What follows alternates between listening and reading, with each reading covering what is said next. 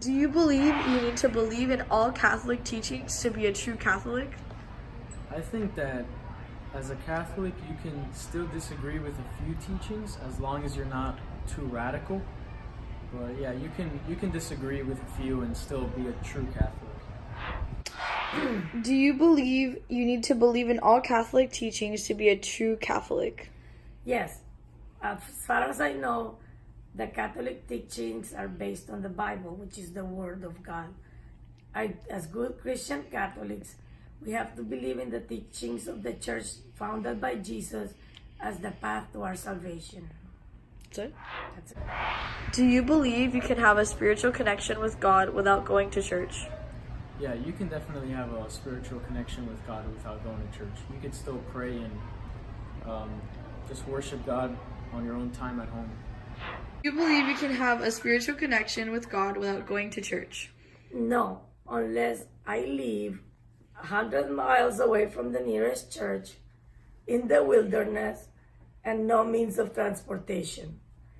Going to church is a never learning experience that increases our relationship with God and others who share our same beliefs. So, do you disagree with Catholic Church's stance that women cannot be priests? I do, because men and women should both be able to preach and talk about their religion how they want to. It shouldn't just be reserved for men. Do you disagree with the Catholic Church's stance that women cannot be priests? No, I do not disagree. I may not understand the reasons why Jesus chose 12 men to be his apostles, but if he wanted women to be priests, he would have chosen women as well. Besides, women play an important role in the Catholic Church. An example is Saint Teresa of Calcutta, who did and is still doing a lot of good for the church and others through the Sisters of Charity that she founded. Do you believe you need to attend church every Sunday? Why? I think that as long as you have faith, you do not need to attend church every Sunday. So, Jason, do you believe you need to attend church every Sunday, and why? If you want to be a good Christian, then I'd say it is probably necessary for you to go to church, because you can't just pick and choose what parts of Christianity you like. So going to church is a responsibility. Wait. Do you believe non-Catholics can receive communion? I believe that non-Catholics should not be able to receive communion because there is a process for you to get communion. You have to be baptized first. So, Do you believe non-Catholics can receive communion? Non-Catholics shouldn't receive communion at a Catholic Mass, although there are some forms of Protestantism where they can.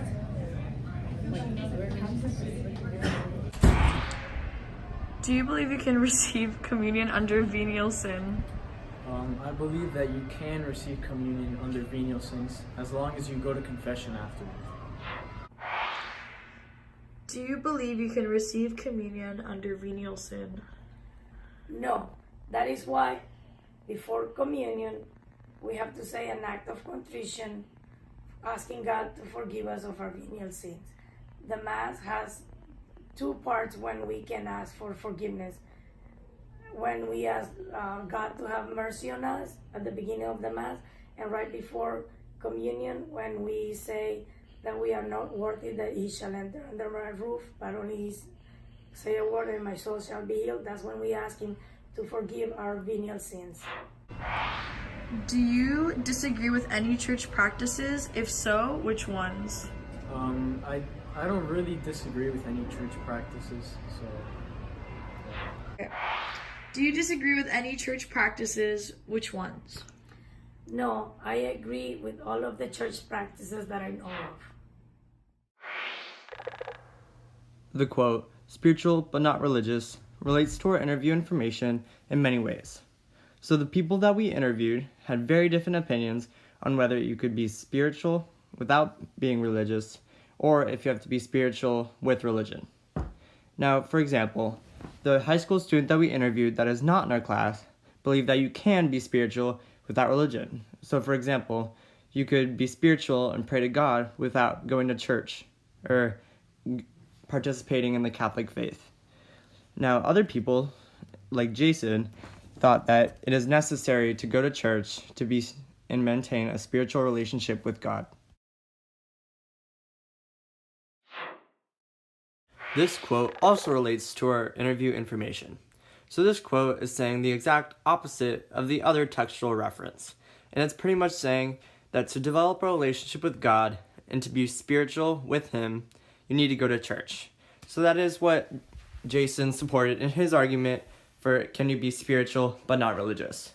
So he said that you cannot be spiritual without being religious because you need to go to church every Sunday and receive baptism, receive communion, and go to confession to develop a relationship with God. Things that I learned from the interview is that people have different views about the church and that they hold different opinions. Similarities between the video is that some agreed that women should be able to be priests. A difference is that not all people said that you need to attend church every Sunday. None of the interviews really surprised me, but it was interesting to see what other people think and believe in. Some things that I learned from the video and from the interviews are that we cannot become Christians by ourselves, but that God gives us faith through the church.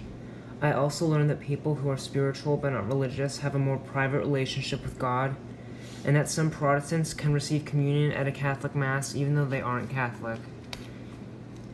Some differences between the interviews are that some people had their own clear views about the way they wished that the church ran things, while others just want to let the church handle itself. Some people also think that it's more important that you have to go to church every Sunday, while some think that as long as you have faith, you don't have to go every single Sunday. Jason's answer as to whether non-Catholics can receive communion surprised me because I didn't know Protestants could receive communion even because they are non-Catholics.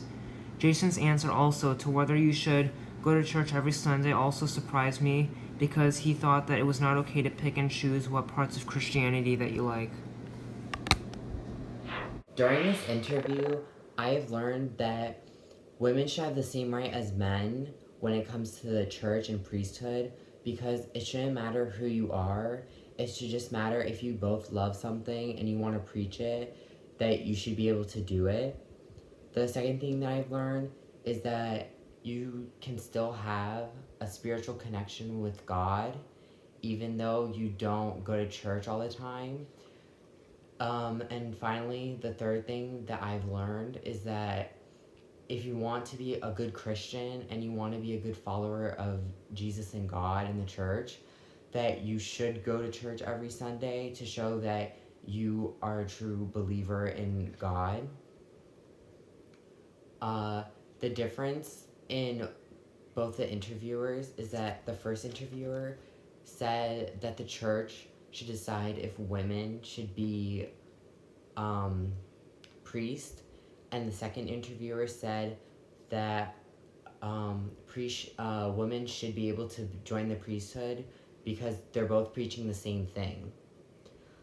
Similar is that both interviewers agreed that non-Catholic people should be able to receive communion at Mass because the Mass, the Holy Communion, is for the Catholic people, the people who are baptized, and unless you don't believe in God, the communion's not really going to do much for you. And finally, the thing that the first interviewer said that really surprised me was that when he said that the church should decide if women should join priesthood or be able to join the priesthood, and I think that's kind of wrong, that it shouldn't just be the church that decides if women can be priests, that it should be the community of the church because everyone has a different opinion. The first thing that I learned from doing this project is that everyone has different opinions and we should respect each of them even if we don't agree. The second thing I learned is that even though some people don't agree with the teachings of the Catholic Church, that the teachings are based on the Bible, and asking the church to change its views is like asking God to change his views, and he knows what is best for us. Many of the people we interviewed had similar opinions, and this might be because they all have come from the same Christian environment, so they all share similar points of view. The responses were similar in the way that each person agreed with some of the teachings of the church, and even though each person interviewed was a different age, they each did not know everything about the church. The responses were different in the way that some people knew more about the church than others. I was surprised that all of those interviewed agreed with most of the teachings of the church. I expected those that are still in high school to question some aspects of the church's doctrine. The 3 things I learned throughout this project is that there's more to receiving the Eucharist than I initially thought. Some Catholics view Mass as a responsibility, while others don't. And I also learned about the spiritual but not religious point of view. Some similarities and differences that we've got during our interviews is that they all believed that non-Catholics cannot receive communion, and they all did believe that Catholics can receive communion under venial sin if they've gotten to confession. Now, one difference is that some people believed that going to church on Sunday was necessary, while others did not. Same as for some people believed that all teachings were necessary to become a true Catholic, while others believed some teaching were not necessary to become a true Catholic. What surprised me the most is the division in our interviews between having a spiritual connection with God and without going to church. Some people really viewed that a spiritual connection was necessary. For example, Lillian's mom and Jason. While the other high schooler that we interviewed, Michael, did not believe that church was necessary to develop a spiritual connection with God.